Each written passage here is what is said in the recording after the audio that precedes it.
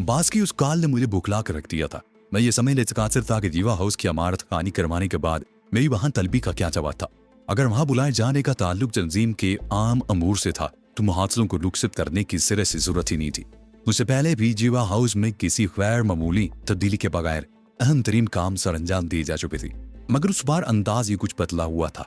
मेरे दिल में जोर था क्योंकि मैं रात की स्याही से फायदा उठाकर सिकंदरली तो मकान में वारदात का इत्तेकाब कर चुका था और उस रात से मैं आगाह हो चुका था कि बास बिफोर और सिकंदर अली एक ही शख्सियत थे, 3 नाम थे।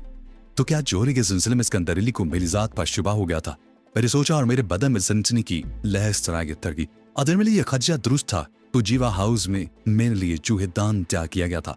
वहां रहने वालों को हटा दिया गया था। जागीर को भी उस सवार से दूर रहने का हुक्म दिया जा चुका था, जिसका वाज़ेह मतलब था कि उन 2 दिनों में उस इमारत में जो कुछ होता उसका कोई गवाह न होता। अगर सिकंदर अली मेरी तरफ से शकूक में मुब्तला हो ही गया था तो यकीनी तौर पर मुझे जीवा हाउस बुलाकर खामोशी से अपना तैदी पलाना चाहता था, ताकि किसी की मुदाखलत के खतरे के बगैर मुझसे तशद्दुद अमेज बाज़पुरस का आगाज कर सके और मेरे एतराज़ात की रोशनी में मेरे मुस्तकबिल का फैसला सादर कर सके, जब मेरी दानिश में फौरी सजाए मौत से हरगिज कम न होता। क्योंकि सिकंदर अली शहर के माशारती और समाजी हलकों में मकबूल तरीन शख्सियत हमारी था। वह हरगिज यह दवारा नगर था कि उसकी दूसरी शख्सियत के राज से वाकिफ होने वाला कुछ शख्स जिंदा रह सके। मैं समझ में नहीं आ रहा था कि मैं क्या करूं। जीवा हल का रुख करता तो तशद्दुद और फिर हलाकत का रूफ फरसा खतरा जहन में मंडवा रहा था और दाजानी के सूरत में भी गुलासी की कोई राह नहीं नजर आ रही थी। सबसे पहले तो हुक्म से इनराफ करने पर भी बगावत का मुर्तकिब करा पाता, फिर मुकर्रर वक्त पर मेरी गैर हाजिरी एतराफ जुर्म के मुतरादिफ होती और मुफाहमत के महूम तरीन इंकारात भी मक्कूद होकर रह जाते। काफी सोच विचार के बाद मैंने फैसला किया कि मुझे मुसल्ला होकर मुकाबले की तैयारियों के साथ मुकर्रर वक्त से जरा पहले जीवा हाउस पहुंच जाना चाहिए, ताकि अपने 2 वहां पाई जाने वाली सूरत हाल का जायजा ले सकूं। उस फैसले पर यह अंसर बहुत अहम साबित हुआ था। अगर मेरी तलबी किसी अहम तंजीमी मामले से ही मुतल्लिक थी तो जीवा हाउस न जाकर मैं खुद को बिना वजह मुश्तबा बना लेता, और अगर सिकंदर अली की नीयत में कोई फतूर आ गया था तो वहां न जाने के बावजूद मैं खुद को इंतकामी कार्रवाइयों का निशाना बनने से नहीं बचा सकता था। सारा इल्ज़ार बस उस बात पर था कि मैं किस हद तक मुदाफ़त और जवाबी कार्रवाई का अहल था। जब से मैं हीरोइन के बरामदी मामलात में मुलव्वस हुआ था, मुझे जागीर तारक और नादर से अलग रहने का हुक्म मिला हुआ था और मैंने फोन पर भी उनमें से किसी से राब्ता कायम नहीं किया था। अलबत्ता D1 के तौर पर बास की गैर हाजिरी में जागीर से रिपोर्ट लेता और हदायत जारी करता रहता था। नादर से कभी भी मैंने ज़हनी हम आहंगी महसूस नहीं की थी। उसे मुराज़म बढ़ने की वजह यह भी थी कि वो जहांगीर और तारिक का गहरा दोस्त था और उनके साथ हर काम में शरीक होता था। तारिक बेचारा मारा जा चुका था। अवले दे कि जहांगीर ही मेरा ऐसा काबिल एतमाद साथी था जिससे मैं जरा खुलकर बात कर सकता था, और अब तो तारिक की कत्ल ने एक ऐसी गैर मामूली सूरत हाल पैदा कर दी थी कि हमारा बाहिमी राब्ता शायद हदायत की अदब वर्जी न समझा जाता। मेरे फोन पर नंबर मिलाया तो दूसरी तरफ से जहांगीर की बीवी सलमा की आवाज सुनाई थी। टैनी बोल रहा हूँ भाभी, क्या हाल है आपकी? मेरे जागीर को बुलाने से टैनी रस्मी तौर पर उसकी मिजाज पुरसी खटानी। हाल खराब है तनवीर भाई। वो शुरू ही से डैनी के बजाय मुझे असल नाम से पुकारती थी। आपके दोस्त आजकल हिफाजत के खबत में मुब्तला है और आप भी सिरे से गायब है, पर शायद आपकी बात उनकी समझ में आ जाती। अपने ज़हन में मौजूद खदशात की बिना पर मैं चौंक पड़ा। तारिक मारा जा चुका था। न खुद पथरा सर पर मंडलाता महसूस कर रहा था और अब जहांगीर के बारे में ऐसी ही खबर मिल रही थी। क्या हुआ? किससे हिफाजत के बारे में परेशान है जहांगीर? मुझे तो कुछ बताते ही नहीं। एक गहरी सांस लेने के बाद उसकी आवाज हो गई। कुछ गुमनाम दुश्मन पैदा हो गए हैं जिनकी वजह से घर को कला में तब्दील कर दिया है। पहले मुसल्लम मुहाफिज रखे और अब 2 मनहूस सूरत कुत्तों का भी इजाफा हो गया है। इनकी वजह से मेरा तो लान पर टहलना तक बंद हो गया है। जरा फुर्सत हो तो आप खुद यहाँ आकर तमाशा देखें। इस वक्त भी कुत्तों के रखवाले से बातें कर रही होंगे। ये तो अजीब बात बता रही नहीं आप। मैं फिक्रमंदाना लहजे में बोला, मौका मिला तो अभी आता हूँ, पहले आप जरा जहांगीर से मेरी बात करवा दे। आप होल्ड करें, मैं देखती हूँ कि वो कहाँ है। लाइल पर कुछ आ गया और मेरे जहन में शैतानी चरखा चल पड़ा। मैं सोच रहा था कि कहीं नादर भी ऐसे ही हालात से 2-4 न हो। चाहे सिकंदर अली को हम चारों से कोई खतरा लाहक हो गया था और वहां ने एक दूसरे से अलग दिल के ठिकाने दबाने पर तुन गया था। तारिक के कत्ल के हालात सामने नहीं आए थे, मगर चंद रोज कबल उसके यहाँ आते में मुकर्रम खान के पुरस्कार कत्ल से यह बात साबित हो चुकी थी कि बिफोर बजात खुद या उसका कोई आदमी तारिक के पीछे लगा हुआ था और उस हद तक बाईचार था कि उसके मकान की चारदीवारी में उसे शुबे का मौका दिए बगैर कत्ल की वारदात का इर्तिकाब करने पर कादिर था। मुमकिन था कि उस शख्स ने बिफोर के इमाम पर तारिक को उसके ख्वाबगाह में कत्ल किया हो और खुद साफ निकल गया हो। कलो, कहाँ मरे हुए तुम? रिसीवर पर जहांगीर की आवाज ने मुझे चौंका दिया।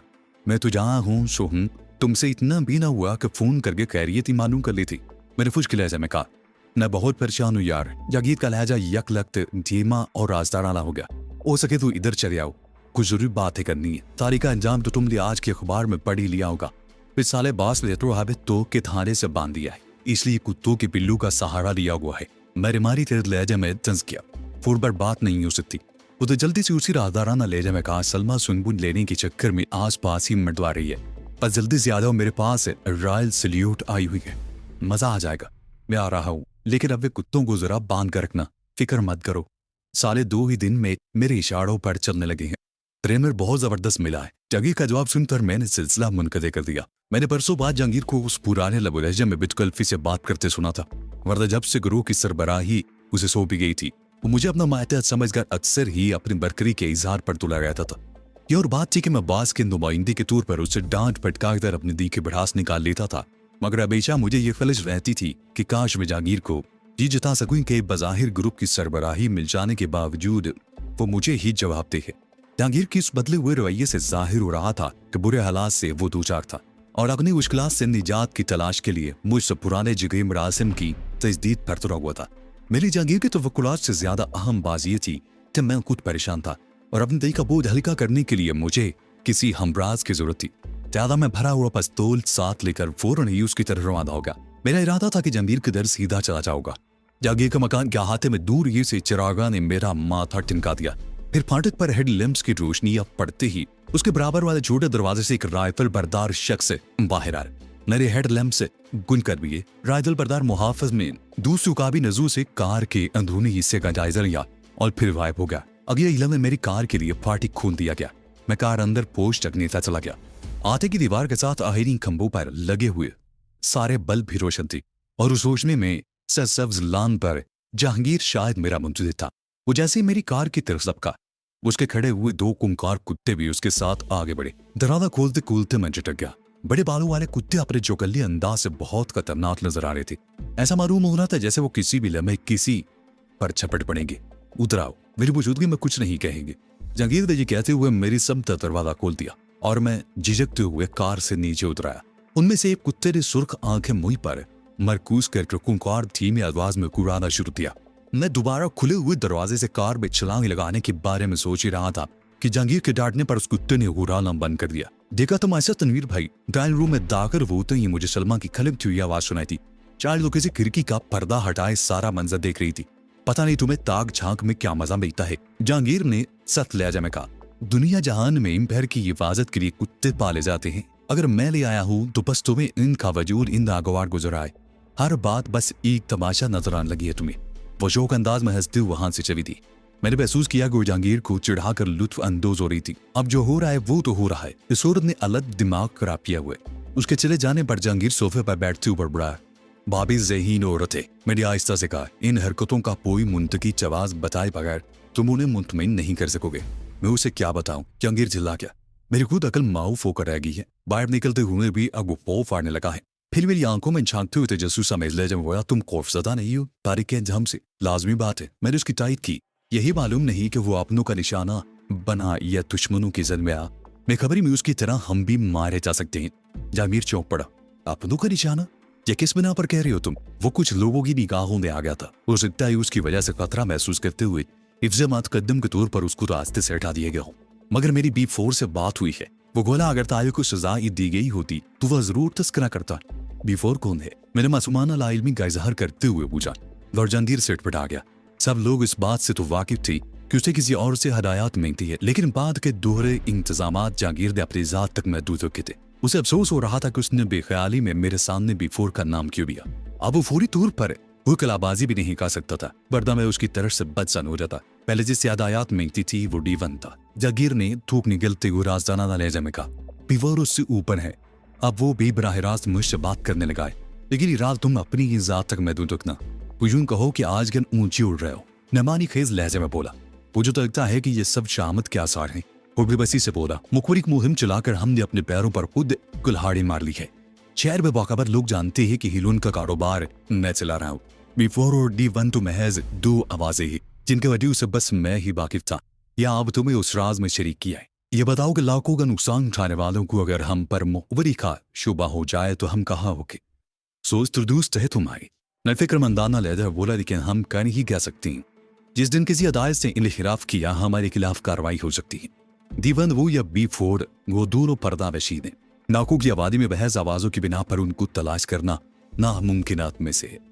पैसिफिका में जान आदि की हुई है, पर्दा माल की निकासी जोरों पर है और रोज बरोज खपत बढ़ती ही जा रही है। तुमने अच्छा ही किया कि हिफाजती इंतजाम कर लिए, मैंने मकाराना लहजे में कहा।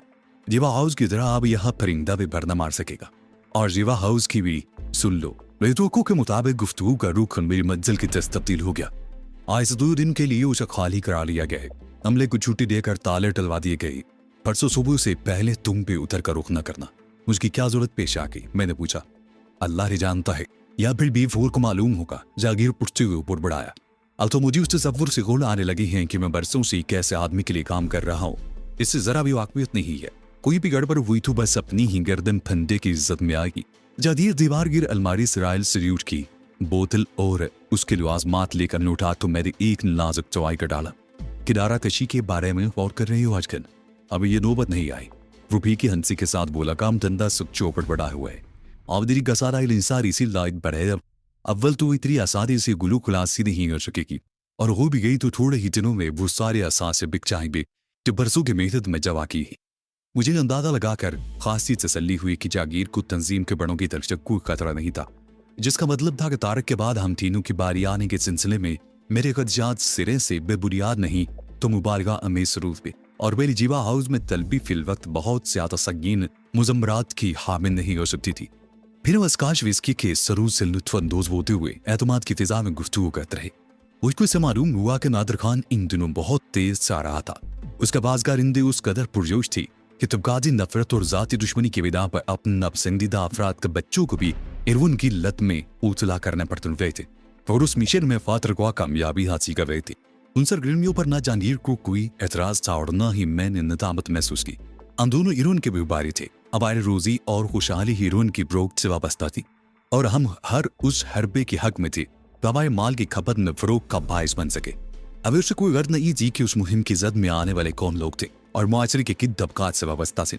8 बजने में 5 मिनट पर जहांगीर मुआजत करते उठ गया। उसे जाते ही मैंने भी उठने का इरादा किया।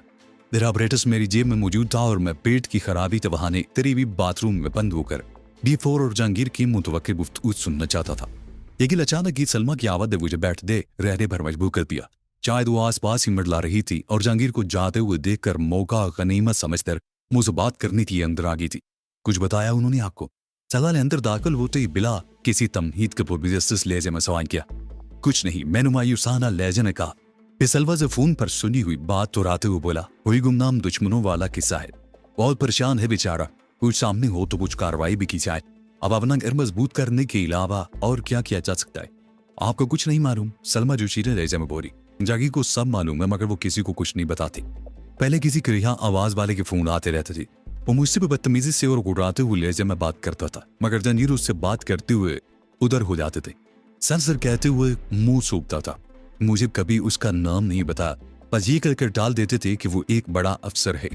उस वक्त तक कुछ नहीं किया जा सकता जब तक जहांगीर जुबान न खोले। ये कहते हुए मैं सोफे से उठ गया। सलमा भी 2 कदम पीछे सरकी। उसकी निगाहों में लहजा भर के लिए अजीब सी उम्मीद की चवक उभर कर मालूम हो गई थी। अब बैठी ना, आप क्यों उठ गए? वो दुपट्टा दुरुस्त करते हुए बुगलाए लहजे में बोली, जरा बाथरूम में जाऊंगा। मकफता मेज लहजे में बोला, पेट में कुछ गड़बड़ से महसूस हो रही है। ये तरक्की का एक बहाना था। असल बात ये जी कि सलमा के तेज मुशाहिदे का इल्म हो जाने के बाद मैं उस वक्त एक लम्हा के लिए भी वहां नहीं ठहरा जाता था। अगर उस वक्त अपरेजिस पर कार मौसूल होने का इशारा मिलता तो उस आवाज पर सलमा मेरे बारे में भी शुबहात मुबतला हो सकती थी। उस अपरेजिस में ये एक अच्छाई या खराबी थी कि अगर B4 या जहांगीर में से कोई एक दूसरे के लिए पैगाम नशर करता तो उस सूरत में भी मुझे इशारा मौसूल होता और बसूर बत्तीवारी फ्रिक्वेंसी पर ऑपरेटर्स ऑन करके उनकी गुफ्तगू सुन सकता था। सलमा मेरे रास्ते से हटके मैंने महसूस किया कि उसके चेहरे पर मायूसी की एक लहर से तोड़ गई थी। शायद मेरा रवैया या जवाब उसकी तवक्कुह के मुताबिक नहीं था। मैं तकरीबन 10 मिनट तक बाथरूम में बंद रहा लेकिन मेरा ऑपरेटर्स बिल्कुल बेजान रहा और वह बाहर आ गया। टंग रूम में रॉयल सल्यूट की बोतल 2 खाली गिलासों समेत मौजूद थी और सलमा चाल मेरे इंतजार से उतार कर वापस जा चुकी थी। जहांगीर टबकान से निकलती मेरे जहन पर फिर ताज़ा मुहिम सवार हो गई थी।